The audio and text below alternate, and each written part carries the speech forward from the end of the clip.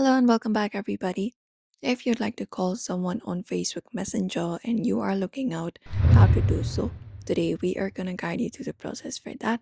So, without any delay, let's just dive right in and get started. Open up the Facebook Messenger application for that and log in with your account if you're not logged in. Once you are logged in, this is the particular interface you should directly find on your screen.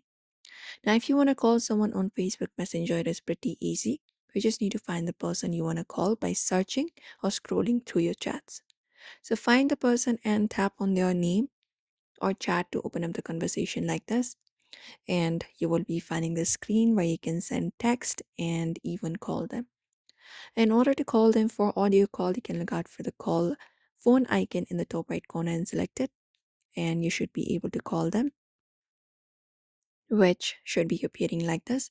And if you want to go ahead and video call someone, you just need to go over and look out for the video call instead.